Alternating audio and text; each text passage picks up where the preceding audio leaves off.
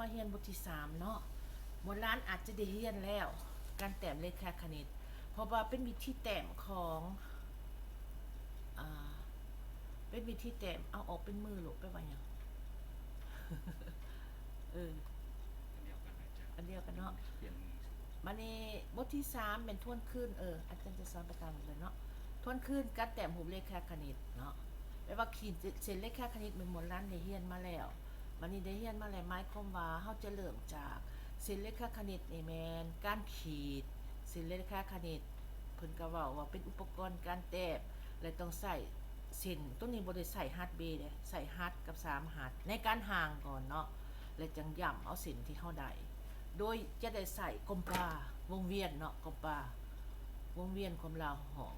บัดนี้ในนี้เฮาจะเว้าเรื่องมุมนี่โบราณก็คันแม่นเรียนในห้องต่อหน้ากันนี่เฮาก็จะถามให้โบราณขึ้นมาแต้มแต่อันนี้จักสิให้ไผแต้มเนาะลูกหลานเนาะหมายความว่าวงมนเฮาก็จะมี360องศาเนาะแล้วโบราณก็ฮู้แล้วมุมเพียงจะแม่น180และมุมฉากจะแม่น90องศาบัดนี้ในนี้มันก็จะมีมุมแหลมแม่นน้อยกว่า90และมุมวาแม่นใหญ่กว่า90เนาะและตัวนี้เขาก็จะเว้าเป็นภาษาอังกฤษเนาะ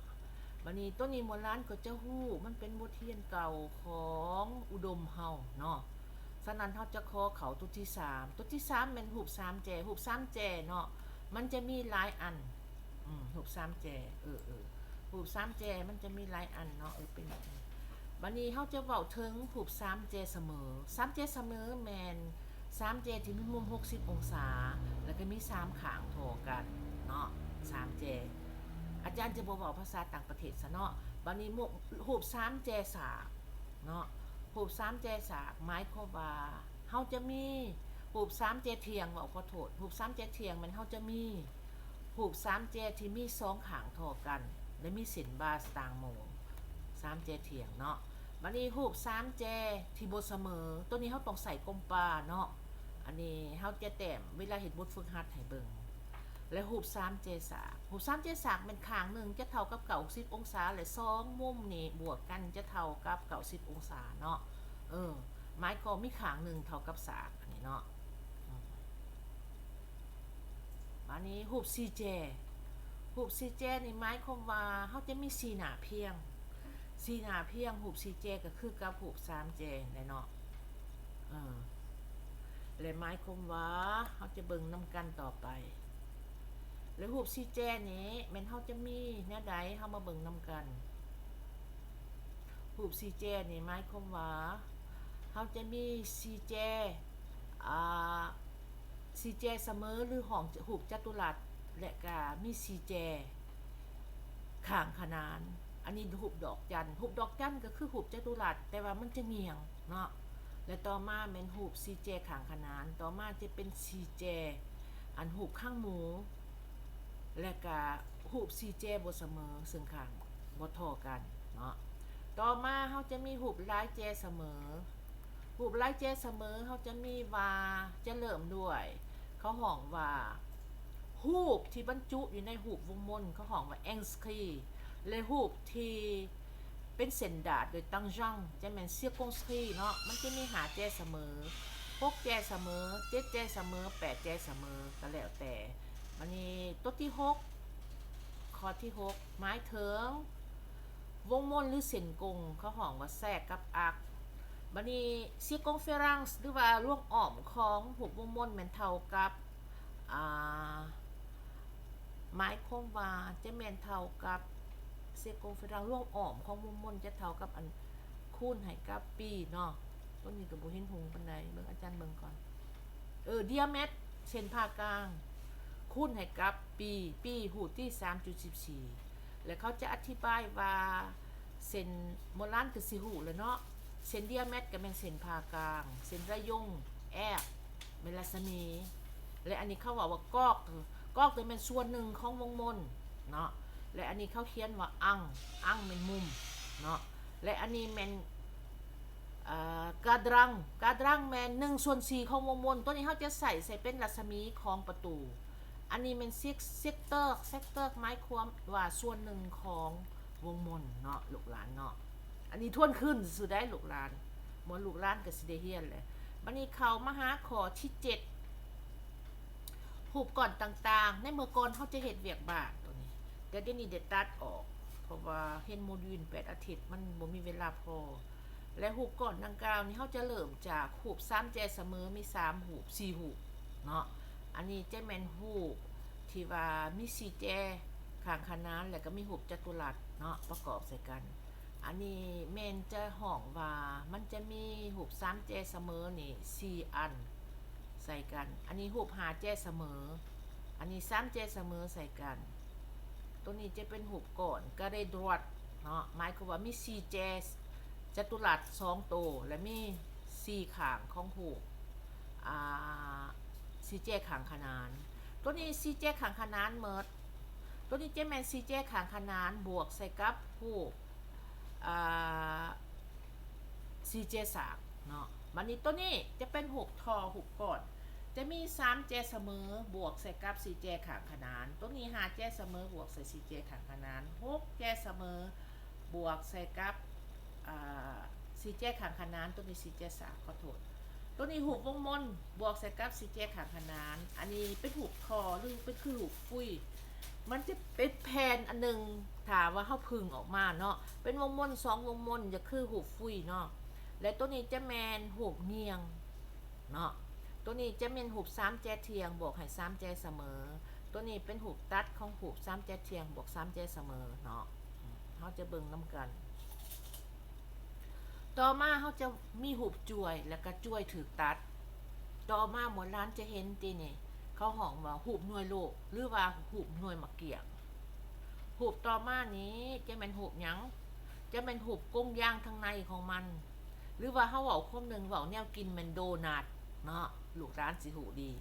ตัวนี้จะเป็นหูบ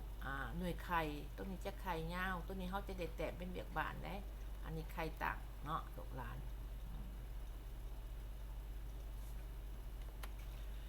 วันนี้เขาจะเฮียนวิธีแต้มแบ่งเส้นเนาะในการแบ่งเส้นอันนี้ต้องเว้าตัวจริงมันมี AB แล้วก็เส้นกงจะใส่กลมปลาในรัศมีอันเดียวกันและขีด1จุดอยู่นี่แล้วเอากลมปลามาจั่มใส่จุด R อีกบาทนึงแล้วเจ้าก็เฮ็ดเส้นไปจะได้แบ่งเส้น2เส้นนี่เท่ากันและเส้นดังกล่าวนี่จะเท่ากันเห็นบ่ถามว่าเฮาได้จุดดังกล่าวหรือเจ้าจะใส่เอแกแต่ว่าตรงมุมเดียวกันขนมบ่เดียวกันมันก็จะบ่ได้เส้นสิเสมอกันแต่ว่าเฮาก็ต้องใส่เต้ที่ต่างสากเนาะแล้วมันนี่การแบ่งมุมนี่ก็โบราณก็เฮียนมาแหละเด้เนาะแต่ว่าอาจารย์ก็บ่ฮู้คือกันอันนี้เฮามาเบิ่งในการแบ่งมุมเฮาจะมีมุม1แกนกลมเนาะเฮาจะขีดเส้นก้มป้าอยู่นี่แล้วก็ขีดอยู่นี่แล้วเอารัศมีมานี่อันนี้ต้องได้เฮ็ดตัวจริงให้เบิ่งแต่เฮ็ดตัวจริงให้เบิ่งก็ยังยากอันนี้ต้องเว้ากันแล้วก็ขีดเส้นเฮาจะได้2เส้นเท่ากันคัน2มุมบ่เท่ากันหมายความว่ากลมปลาจะบ่โอเคเนาะหมายความว่าจะจับกลมปลาสั่นไม่บัดนี้เฮาจะมาหาการใหญ่การแบ่งมุมเนาะการใหญ่มุมหนึ่งเนาะบ่ลูกจะมีมุมหนึ่งเนาะที่ว่าเฮาบ่ฮู้มันแกนโกงเนาะบัดนี้ในนี้มุมดังกลางเฮาต้องขวดมุมนี้ก่อนแล้วเฮาก็เอามุมนี้ใส่ตัวนี้อาจารย์อยากขอเฮ็ดตัวจริงซะเว้าแบบสิลูกหลานคือสิบ่เข้าใจตัวนี้เฮ็ดตัวจริงเนาะ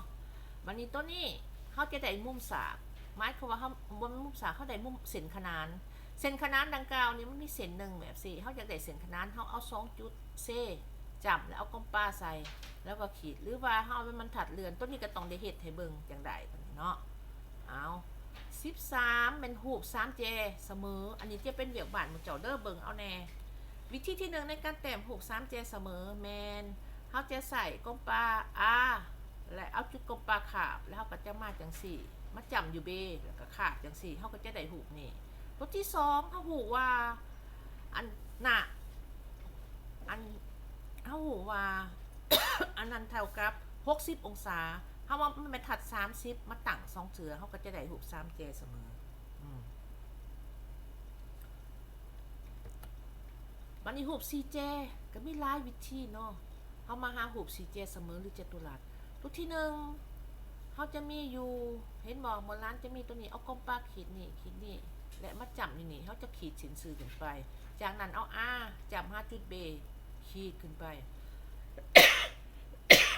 เขาจะได้จุด C จากนั้นเขาจับอยู่จุด C ในรัศมีเดียวกันจับอยู่จุด B ในรัศมีเดียวกันเขาจะได้หุบซีจัตุรัสคือก้นหนามมานี่ข้อที่2นี่เขาใส่เอเกไม้บรรทัด45องศาอันที่1เขามีเส้น R กับ B เอาไม้บรรทัดขีดไปเอาอันนี้ขีดไปแล้วก็ตั้งเสร็จลงมาเขาก็จะได้หุบ4แกเนาะตัวที่นี่หมายความว่าเขาจะใส่วงเวียนกับไม้บรรทัด45องศาแต่อีเขาขีดวงเวียนแล้วก็ขีดเส้นอันนี้เอาบรรทัด45บ่จำเป็นตัว45ก็ได้ขีดต่อสักกันก็ได้หลบตัวนี้เนาะแต่ตัวนี้ต้องได้เอาเส้นที่ขีดเส้นที่ขีดที่ว่าเป็นเส้นติดแปะตั้งช่องเนาะก็บ่ต่างหยังจากการลายลูก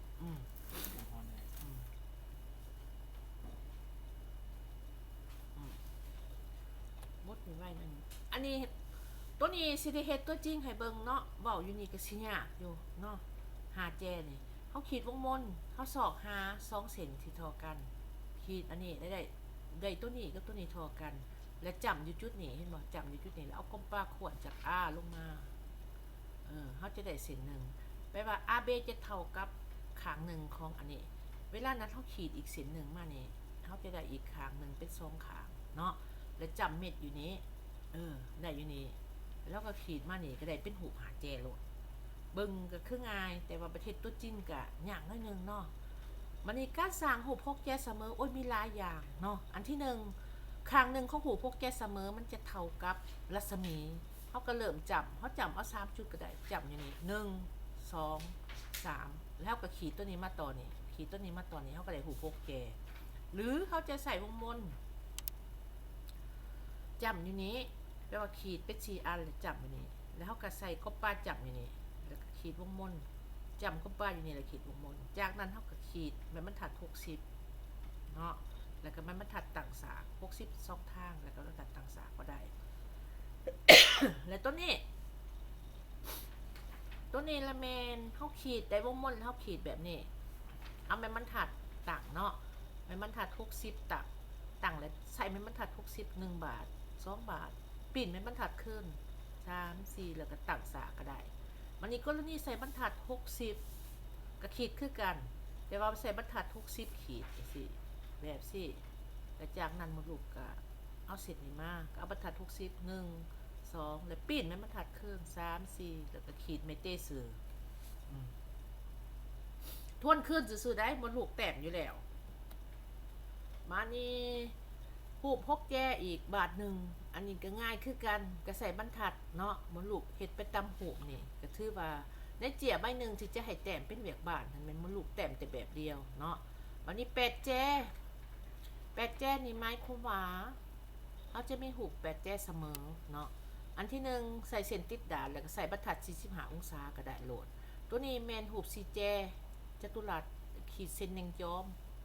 หลังจากขีดเส้นแดงจอมเนี่ยแต่ละจุดหันแต่ละจุดแจนี่เอาวงเวียนขีด1จุดนี่2จุดนี่3จุดนี่4จะได้ขางมัน45องศาแล้วก็ขีดซื้อก็ได้หุบ8แจเนาะยากอยู่บนหุบไข่เนาะหุบไข่นี่เฮ็ดเวียกทรงมีแต่ตัวนี้เนาะอาจารย์จะได้แต้มตัวจริงให้เบิ่งในนี้อธิบายนี่ยากที่สุดเนาะตัวนี้มีจุดนี่โอเซเนาะจากนั้นแล้วเจ้าก็เอาจุดดังกล่าวนี่ที่ว่ามันนี่ลงมานี้แล้วสอก5จุดครึ่งกลางของวันนี้เน่งลงมาเจ้าจะได้จุดที่1เนาะจุดที่1นี่มันจุดของมันนี่ขวนเอาอันที่1จะได้ตัวนี้แล้วจุดที่2มันขวนเอาตัวนี้จนได้4หู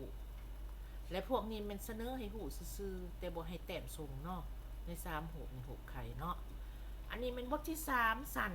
แต่ก็ยากอยู่เนาะวันนี้เรื่องนี้มันจะเป็นหูแพรการประกอบระหว่างหูพกแจกับ3แจมนรัดตรงได้เฮียนแตกตัวนี้เนาะอาจารย์จะเอาให้เบิ่งถ้าว่าแต่ละห้องจะมีเป็นเบียกในห้องเนอะ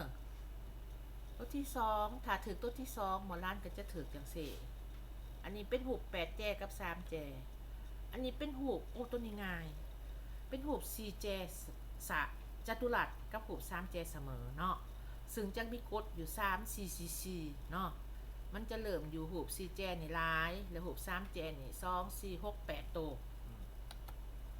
โอ้ยตัวนี้ง่ายแห้งคือสิบ่ได้เอาออกเนาะ3 3 3บ่มีห้องได้ถือเฮามีอยู่3 4ห้องเนาะตัวนี้งามเนาะออกมาเป็นหุบก่อนก็งามมันจะประกอบด้วยหุบจัตุรัสและหุบ3แจเสมอลูกหลานเฮาต้องได้เรียนแต่เพราะเพื่อแพร่หุบออกมาดิเนาะตัวนี้บ่ได้แต้มหุบอันนี้มันยากๆหน่อยนึงแต่ให้บ่ลูกเอาเบิ่งเป็นบทเรียนตัวนี้แม่นหุบ6แจกับหุบ4แจจัตุรัสเนาะ